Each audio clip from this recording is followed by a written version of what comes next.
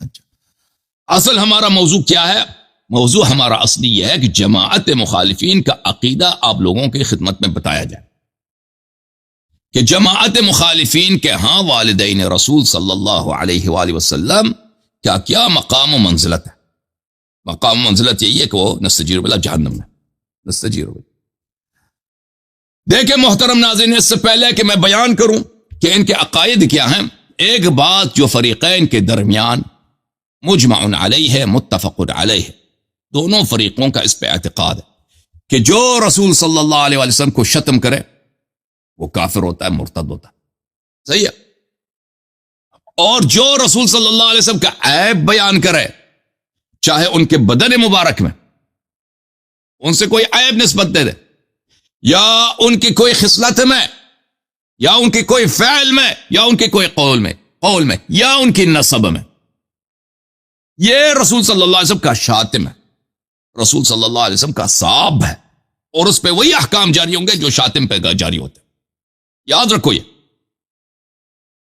تو بات یہ ہے، کیونکہ یہ مسئلہ اجماعی ہے، خود ان کے اعلام نے اقرار کیا، تو ان کے نسب پہ کفر کی نسبت دینا، کفر سے بڑھ کر تو کوئی ظلم ہے نہیں، کوئی عیب ہے نہیں. یہ خود شتم نبی صلی اللہ علیہ وسلم، گستاخی رسول صلی اللہ علیہ وسلم ہے.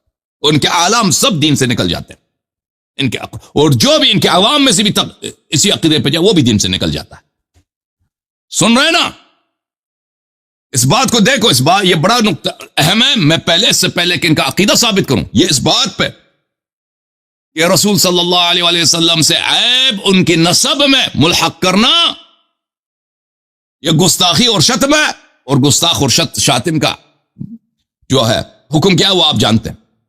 یہ کتاب بخاری چاپ دار احیاء التراث العربی 2001 میں چھپی ہے. ملاحظہ کریں، یہاں پہ ایک حدیث ہے بخاری کے کتاب بدء الخلق میں کہ قال ابو ہریرہ سے، حدیث نمبر 3193، قال نبی صلی اللہ علیہ وسلم یقول اللہ شتمنی ابن آدم. مجھے انسان، نبی صلی اللہ علیہ وسلم سے انہوں نے حدیث روایت کی ہے کہ نبی نے فرمایا اللہ کہتا ہے کہ بنی آدم مجھے گالی دیتا ہے. گالی دیتا ہے. کس بنی آدم کو دیکھا ہے کہ اللہ کو گالی دیتا ہے؟ کیسے گالی دیا؟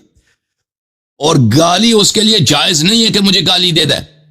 گالی کون سا ہے؟ یا رب بتاؤ، اما شتم فقولہ ان لی ولدا. ہاں، بنی آدم مجھے جو گالی دیتا وہ یہ ہے کہ وہ کہتے ہیں کہ میرا بیٹا بھی ہے. یہ میرے لیے گالی ہے، کیونکہ یہ اللہ کے لیے نقص ہے. دیکھیں، اللہ کا بیٹا ہونا یہ کوئی گالی ہے. اللہ اس حدیث میں ہے کہ گالی ہے. کیوں گالی ہے؟ کیونکہ اللہ سے آپ نے نقص کو ملحق کیا ہے. وہ اس کے لائق شان نہیں ہے کہ اللہ کا بیٹا ہو. ٹھیک ہے، البتہ بخاری مسلم کے رب کے لیے ہے. کیوں؟ کیونکہ جب وہ بھئی اس کا ناڑا ہے، اس کا کپڑا ہے، اس کے داڑھی ہے، بال ہیں، داڑھی تو نہیں ہے، وہ کیا ہے، چکنا ہے، کئی ہاتھ ہیں، تو بھئی حالت تناسلی بھی ہوگا، بیٹا ہو بھی سکتا ہے نا. اب نہیں ہے، شادی نہیں کیا، اگر سیٹنگ کرے حور العین سے، ہے کہ نہیں؟ میں نے پوچھا تھا نا مولوی حبیب سے کہ آپ کے رب تو اس کے سب اعضاء ہیں نا، اگر وہ سیٹنگ کرے حور العین سے بغیر شادی کے نہیں کر سکتا، اس کے پاس کوئی دلیل نہیں تھا نا. سنا آپ نے؟ بہرحال تو فرمایا کہ میرا یہ گالی یہ ہے کہ میرا بیٹا نہیں ہے. کہتے ہیں میرا بیٹا ہے. یہود کہتے ہیں کہ عزیر ابن اللہ، اور نصارہ کہتے ہیں کہ عیسیٰ ابن اللہ. اچھا، یہ کتاب فتح الباری بشرح سقیم البخاری الجزء السادس تالیف ابن حجر الاسقلانی، چاپ دار الفکر 2007 میں چھپیا. ملاحظہ کریں، اسی حدیث کو نقل کرتا ہے وہ، صفحہ نمبر 332 ہے. یشتمنی ابن آدم، بنی آدم مجھے گالی دے رہا ہوتا ہے، میری گستاخی کر رہا ہوتا ہے. والشتم هو الوصف بما يقتضي النقص. شتم کی تعریف کرو ابن حجر. شتم، گستاخی، گالی، شتم اصل بولتے ہیں گالی کو، فحاشی کو. شتم وہ ہے کہ آپ ایسی وصف لے کے آئیں جو نقص کا، نقصان کا، عیب کا مقتضی ہو، عیب ثابت کر رہا ہو. آپ نے کہا اللہ کا بیٹا ہے، اللہ کے لیے عیب ہے. ٹھیک ہے نا؟ وہ جسم جسمانی بن جاتا ہے، اور جسم جسمانی اللہ کے لیے عیب ہے، خالق ہی نہیں ہے پھر تو. اچھا، ان کے دوسرے اعلام نے بھی یہی کہا ہے. میرے محترم ناظرین ملاحظہ کریں، کتاب عمدۃ القاری بشرح سقیم البخاری الجزء الخامس عشر طبع دار الفکر محمود عینی صفحہ نمبر 110 میں یقول اللہ شتمنی ابن آدم شتمنی الشتم هو توصیف الشیء بما هو ازراء ونقص. شتم وہ ہے کہ آپ کسی چیز کا مرتبہ نازل کر دیں، اس کے لیے نقصان اور عیب کو نسبت دے دیں. لا سیما فیما یتعلق بالغیرہ، اللہ اللہ اللہ اللہ، بالخصوص ایسی بات جو غیرت سے متعلق ہو. اللہ اللہ اللہ اللہ اللہ. نقص، ایسا نقص جو بالخصوص غیرت سے، عزت سے، اس سے متصادم ہو، اس کے متناقض ہو، اگر ایسا وصف آپ نسبت دیں بالخصوص اس کو، وہ تو گالی ہوتا ہی ہے. سبحان اللہ سبحان اللہ. ابن حجر، اللہ کی لعنت تیرے چہرے پر، تو نے یہ حدیث تو نے دیکھی بخاری اور مسلم میں. نہیں، تو نے تو یہ حدیث دیکھی بخاری اور مسلم میں کہ تو، اور پھر اجماع بھی تم لوگوں نے کیا کہ رسول اللہ صلی اللہ علیہ وسلم کے سب آبا، ان کے والدین ماجدین جہنمی، کافر، مشرک ہے. تو تمہیں کیسے ذہن میں نہیں آیا کہ تم رسول صلی اللہ علیہ وسلم کو گالی دے رہے ہو، بالخصوص اس مسئلے میں جس میں غیرت کا تعلق ہے؟ کس کو غیرت نہیں اپنے والدین سے؟ ہاں، والدین سے غیرت نہیں ہے. وہ مولوی آیا تھا اس یہاں پہ پچھلے ہفتے میں نے دیکھا تھا نا، قیوم صاحب کو میں نے پوچھا، کہتے آپ کے والدین کو اگر کوئی کافر کہے گالی نہیں؟ کہتے نہیں جی گالی نہیں. دیکھا آپ نے نا، دیکھا آپ نے نہیں دیکھا؟ ارے شیعوں کو مزہ نہیں آ رہا جناب، شیعوں کو مزہ نہیں آ رہا ان مجالس میں. شیعوں کو مزہ کیا آتا ہے؟ علمی مباحث نہ ہو نا، وہ جو ذاکرین کو سناتے ہیں اوٹ پٹانگ، اس میں ان کو مزہ آتا ہے. یہ کتاب الشفاء بتعریف حقوق المصطفیٰ صلی اللہ علیہ وآلہ وسلم، تعریف القاضی عیاض الیحصبی، جزء اول، چاپ دار الکتب العلمیہ. یہاں پر صفحہ نمبر 214 میں کہتے ہیں کہ نبی صلی اللہ علیہ وآلہ وسلم کی شان میں گستاخی کسے کہتے ہیں؟ عیب کسے کہتے ہیں؟ سب یعنی گستاخی، گالی، نقص، عیب، من تعریض او نص، کنایے کے طور پر ہو یا تصریح کے صورت میں ہو. اس کا حکم کیا ہے؟ کوئی نبی صلی اللہ علیہ وسلم کو گالی دیتا ہے، یا کوئی نبی صلی اللہ علیہ وسلم کو کا عیب بیان کرتا ہے، یا تصریح کرے یا کیا کرے، کنایتن، اشارہ میں یہ بات سمجھا. اس کا حکم کیا کہتا ہے؟ جو بھی شخص، ملاحظہ کریں، جو بھی شخص نبی صلی اللہ علیہ وآلہ وسلم کو گالی دے دے، یا اس کا عیب بیان کرے، یا اس کی ذات میں کوئی نقص ملحق کرے، نبی صلی اللہ علیہ وسلم کی ذات اقدس میں کوئی نقص، یا ان کے نسب شریف میں، او نسب ہی، یا ان کے نسب میں، اور کفر سے بڑا کوئی ہے؟ ان کے کوئی ہے بڑا عیب کفر سے، شرک سے، نجاست سے، یا ان کے دین میں، ان کی دینداری میں کوئی عیب ملحق کرے، یا خصلۃ من خصالی، یا ان کی کسی عادت میں، کسی خصلت میں، کسی بات میں وہ اس طرح کوئی عیب ملحق کرے.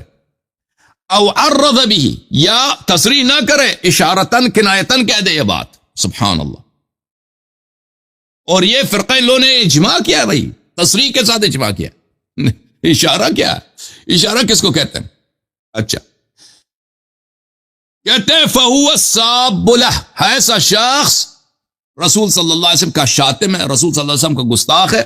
والحکم فی حکم الساب، اور اس کا حکم یہ ہے کہ یہ شخص جو ہے گستاخ رسول صلی اللہ علیہ وسلم یقتل، یہ کافر بھی ہے اور یہ اس کا قتل کرنا واجب ہے. ٹھیک ہے نا؟ وہذا کلہ اجماع من العلماء، یہ سب علماء کا اجماع ہے. وائمۃ الفتویٰ، سب مجتہدین کا فتویٰ، من لدن صحابہ الی حلم جر، صحابہ کے زمانے سے آج تک یہ اجماع کا کوئی ملاق مخالف ہے ہی نہیں. صحیح، الحمدللہ. اپنی کفر پہ اعتراف کر لیجیے، ہے کہ نہیں بھائی؟ صحیح ہے. اجماع کس بات پہ کیا ہے؟ جو چاہے تم نبی صلی اللہ علیہ وسلم کو گالی دے دو، چاہے کوئی نقص ان کی نسب میں نسبت دے دو، یہ ایسا شخص کافر ہے، واجب القتل ہے. اور یہ سب کا اجماع، اس میں کوئی مخالف ہی نہیں، صحابہ کے زمانے سے لے کر آج تک یہ اجماع جاری ہے. صحیح ہے نا؟ اور صحیح ترجمہ کیا نہیں ترجمہ کیا. یہ شرح شفا ہے، قاضی عیاض یحسبی کے شرح شفا، جو ملا علی قاری حنفی نے لکھا ہے، جزء ثانی، چاپ دار الکتب العلمیہ 2001 میں چھپی ہے. اس میں اسی کلمات کو جب وہ شرح کرتے ہیں، میں نے کلمہ دکھایا تھا آپ کو، کیا الحق به نقصا فی ذات فی نفسه او نسبه، نسبی بفتحتین، کہتے ہیں صحیح طرح سے پڑھو، 2 فتحوں کے ساتھ، کوئی اور لفظ نہیں. نسب سے مراد نسب ہی ہے. نسب سے کیا مراد ہے؟ نسب ہی مراد ہے، یعنی ان کے آبا اور امہات، جن آبا و امہات جن نسل سے وہ دنیا میں آئے. صحیح طرح سے پڑھنا، ٹھیک ہے نا؟ تو میں نے صحیح پڑھا ہے، ملا علی قاری صاحب، میں نے صحیح پڑھا، غلط نہیں پڑھا.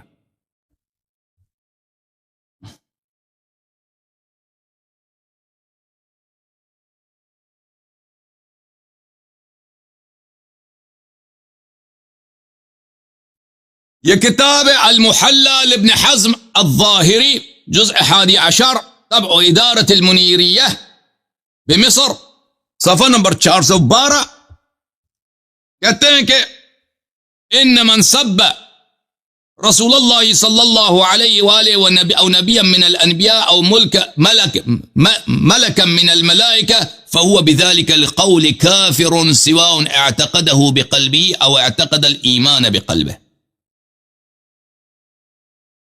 کہتا ہے کہ جو بھی شخص نبی صلی اللہ علیہ وآلہ وسلم کے متعلق شتم کرے، شتم کا سب کرے، اس کا مطلب کیا ہے شتم کا؟ وہی جو کوئی عیب ملحق کرے نا، یہ کوئی ضروری نہیں ماں بہن کی گالی دے دے، کوئی ضروری نہیں ہے کہ ماں بہن، کوئی ایسا عیب ملحق کرے، وہ کیا ہے؟ وہ شتم ہوتا ہے.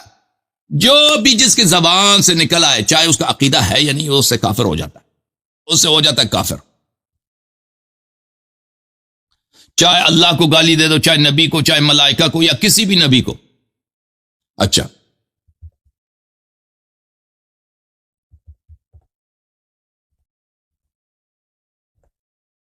یہ کتاب اکفار الملحدین فی ضروریات الدین، تعلیف العلامہ المحدث الکبیر الشیخ محمد انور شاہ الکشمیری الہندی، طبع المجالس العلمی، کتاب چھپی ہے سنہ 2004 میں، کراچی پاکستان میں چھپی ہے. یہ صفحہ نمبر 54 ہے.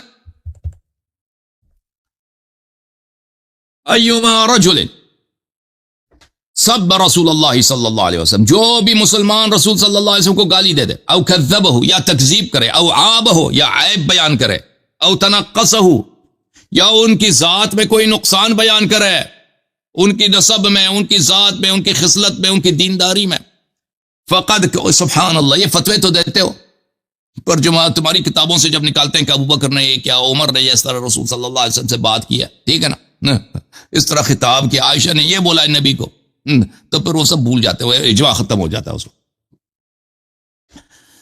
فقد کفر باللہ تعالی، ایسا شخص کافر ہے. وبانت منہ امرأتہ، اس کی بیوی بھی اس سے الگ ہے. اجمع المسلمون علی ان شاتمہ صلی اللہ علیہ وسلم کافر، مسلمانوں کا اجماع کہ جو نبی صلی اللہ علیہ وسلم کو شتم کرے وہ کافر ہے. شتم سے مراد کیا ہے؟ شتم میں نے بتا دیا نبی بخاری سے، حافظ ابن حجر کا جو تعریف ہے، کہ جو عیب نسبت دے دے نبی صلی اللہ علیہ وسلم سے، ٹھیک ہے نا.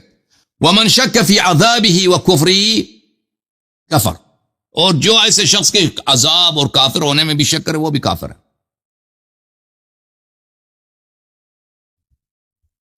اور پھر لگتا ہے کہ ایسا کافر جو ہے اس کو قتل کیا جاتا ہے، اس کا توبہ قبول نہیں ہے.